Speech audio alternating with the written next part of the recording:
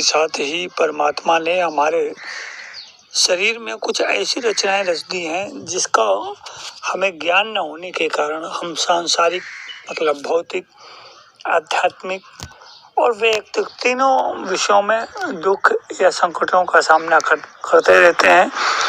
यदि ये बातें हमें पता हों तो हमें किसी प्रकार का संकट नहीं हो सकता है, चाहे वो शारीरिक हो, मानसिक हो या आध्यात्मिक हो। इसी संबंध में आज कुछ चीजें हम आपसे साझा करते हैं। तो जीवन के लिए उपयोगी चीजें हैं, जैसे कभी आपको ज्वर आ जाए, किसी प्रकार की शरीर में वेदना हो, कहीं पर भी हो, फोड़ा हो, घाव हो, किसी भी प्रकार की बीमारी के लक्षण जैसे ही आपको पता चले तो जिस नासिका से आपका श्वास चलता हो उस नासिका को तुरंत बंद कर देना चाहिए। जितनी देर या जितने दिन तक शरीर स्वाभाविक स्थिति को प्राप्त न हो जाए उतनी देर या उतने दिनों तक उस नाक को बंद ही रखें।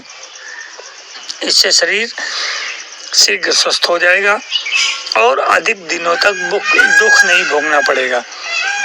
दूसरा है कि रास्ता चलने पर या किसी प्रकार का मेहनत करने पर जब शरीर बहुत श्रमित हो जाए या थक जाए अथवा उस कारण से धातु गर्म हो जाए तो कुछ देर लेट करके दाहिनी करवट विश्राम कर लेना चाहिए। इससे शरीर शीघ्र ही थोड़े समय में थकावट दूर हो जाएगी और हमारा शरीर स्वस्थ हो जाएगा। तीसरा है प्रतिदिन भोजन के बाद हाथ मुंह धो करके कंघी से सिर के बाल झाड़ने चाहिए। कंघी इस तरह चलानी चाहिए कि उसके कांटे सिर में स्पर्श करें। इससे सिर की पीड़ा, मस्तिष्क की पीड़ा, सिर संबंधी कोई बीमारी या वात व्याधि के कारण कई बीमारियां हो जाती हैं, उनसे हमें भय नहीं रहता है। अगर हो भी गई हैं तो ये बीमारी स्वतः धीरे धीरे ठीक हो जाती हैं। चौथा है यदि कहीं कड़ी धूप में बाहर जाना हो तो बाहर जाते समय रूमाल, चादर अथवा तौलिया इन दोनों को सिर के ऊपर डाल करके कान ढक लेनी चाहिए। इससे धूप में चलने पर धूप जनित कोई भी दोष शरीर को स्पर्श नहीं करेगा और न शरीर गर्म और दुखी होगा। कानों को इस तरह से ढकें कि पूरे कान ढक जाएं और कान में हवा न लगे। इस बात का विशेष ध्यान रखें। सुबह नींद टूटने पर जिस नासिका से आपका श्वास चलता हो उस ओर का हाथ मुंह पर रखकर शैया से उठने पर मनोकामना सिद्धि होती है। अगला है कि रक्त अपाव मार्ग अर्थात लाल लड़जीरा की जड़ हाथ दाहिने हाथ में बांध देने से भूत प्रेत आदि के द्वारा प्रेरित अथवा किसी भी प्रकार का ज्वर हो वो नष्ट हो जाता है। जो व्यक्ति दिन में बाईं नासिका से, अगला बिंदु है, जो व्यक्ति दिन में बाईं नासिका से और रात में दाहिनी नासिका से सांस लेता है उसके शरीर में कोई पीड़ा नहीं होती, आलस्य दूर होता है। दिनों दिन उसके जीवन में चेतना बढ़ती है।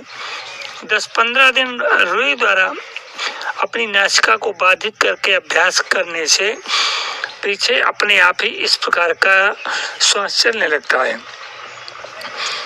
अगला है प्रातःकाल और तीसरे पहर कागजी नींबू का पत्ता सूंघने से किसी भी प्रकार का भीतरी ज्वर हो, हाथों का ज्वर हो, वो अपने आप ठीक हो जाता है। अगला बिंदु है प्यास से व्याकुल होने पर ऐसा ध्यान करना चाहिए कि जीभ के ऊपर कोई खट्टी चीज रखी हुई है। शरीर गर्म होने पर ठंडी चीज का और शीतल होने पर गर्म चीज का ध्यान करने से प्यास की व्याकुलता धीरे धीरे समाप्त हो जाती है। पुरुष की दक्षिण नासिका से और स्त्री की वाम नासिका से निश्वास चलते समय यदि दाम्पत्य संभोग सुख भोगना चाहिए, कहने का मतलब है उस समय संतानोत्पत्ति के लिए आंतरिक समागम करें तो इससे दोनों का शरीर ठीक रहता है और दाम्पत्य प्रेम बढ़ता है। अगला बिंदु है संभोग के बाद स्त्री पुरुष दोनों को जी भरकर शीतल जल पी लेना चाहिए। इससे शरीर स्वस्थ रहता है, रोगी होने का भय नहीं रहता है। अगला बिंदु है प्रतिदिन 1 तोला घी में 8-10 गोल मिर्च, काली मिर्च तल करके उस घी को पी लेने से रक्त शुद्ध और शरीर पुष्ट होता है। अगर गाय का घी मिले तो सर्वाधिक उपयुक्त रहता है। हमारे शरीर में वृद्धावस्था के लक्षण न आए, सदैव हम यौवन अवस्था में अपने को अनुभूत करें। इसके लिए जिस समय, जिस अंग में, जिस नाड़ी से श्वास चलता हो, उस नाड़ी के श्वास को रोक देना चाहिए और इसको बार बार रोक देना चाहिए। विपरीत श्वास चलाने का प्रयास करना चाहिए। इस तरह रोकने और श्वास का मोचन करने में समर्थ होने पर ऐसा व्यक्ति दीर्घ जीवन और चिर यौवन प्राप्त करता है। वैसे भी मनुष्य को, जिस मनुष्य के दिन में बाईं नासिका से स्वर चलता है तथा रात्र में दाहिनी नासिका से स्वर चलता है, वो दीर्घजीवी और निरोगी होता है।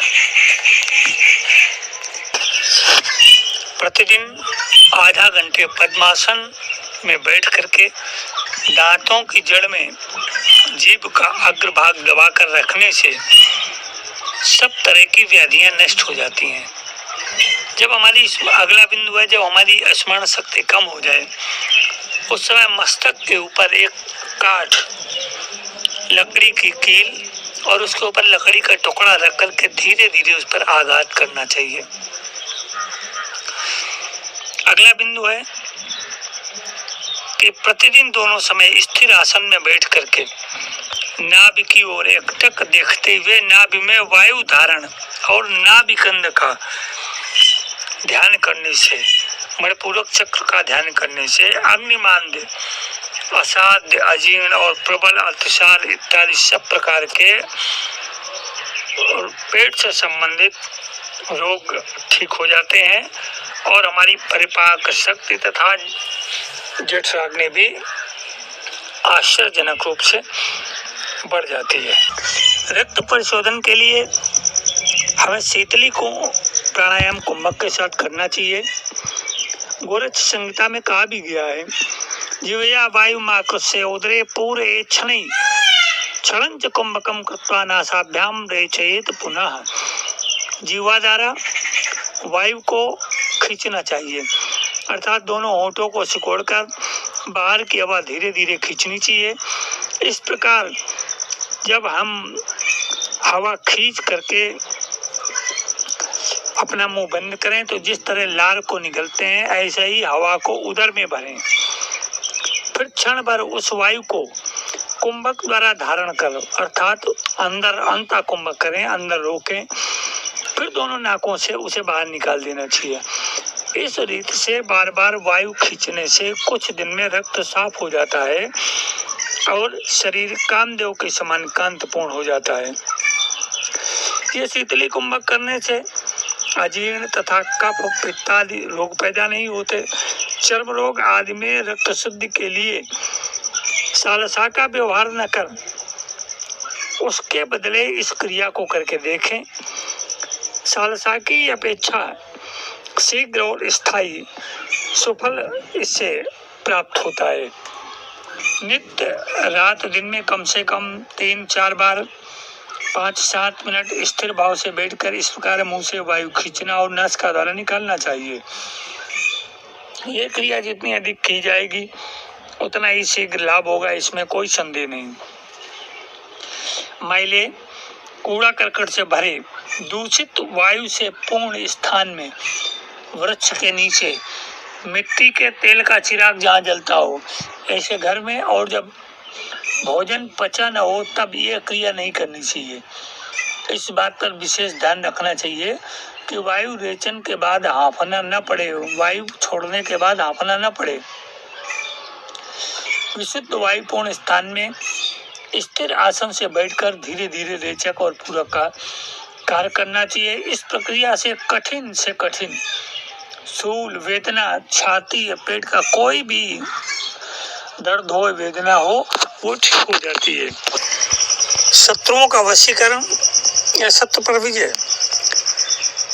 जब हम शत्रु से बातचीत करनी हो तो हमारी जिस नासिका से श्वास चलता हो उसके विपरीत अर्थात दूसरी दिशा में शत्रु को रख करके बातचीत करनी चाहिए। पवन विजय सर्वोदय शास्त्र में कहा भी गया है, उभयो कुंभकम कृत्वा मुखे श्वासो निपीयते निश्चला चैदा नाड़ी घोर शत्रु वशम कुरु। कुंभक करके मुख द्वारा निश्वास अर्थात वायु पीना चाहिए। ऐसा करते करते जब निश्वास वायु स्थिर हो जाए, मतलब अंता कुंभक हो जाए, तब शत्रु का ध्यान करें। इस तरह धीरे धीरे घोर शत्रु भी वश में हो जाता है। चंद्र नाड़ी चलते समय बाईं ओर और सूर्य नाड़ी चलते समय दाहिनी ओर तथा सुषुम्ना नाड़ी दोनों नाकों से श्वास चलते समय बीच में रखकर कार्य करने से विवाद में जीत होती है। योग सर्वोदय शास्त्र में कहा गया है, यत् नाड्याम वैद वायु तदंता प्राण में ऊंचा आकर्ष गच्छेद कर्णांता जैतेव पुरंदरम। जिस नाड़ी में वायु चलता हो उसमें स्थित प्राण वायु को कान तक खींचकर जिस ओर की नासिका से प्राण वायु चलता हो उसी ओर का चरण आगे बढ़ाकर गमन करने से शत्रु पर विजय प्राप्त होती है। जीवन से उपयोगी सर्व विज्ञान के कुछ मजबूत सूत्रों के विषय में आज आपसे चर्चा हुई। जीवन के साथ योग चैनल में राजन आचार्य का सप्रेम अभिवादन।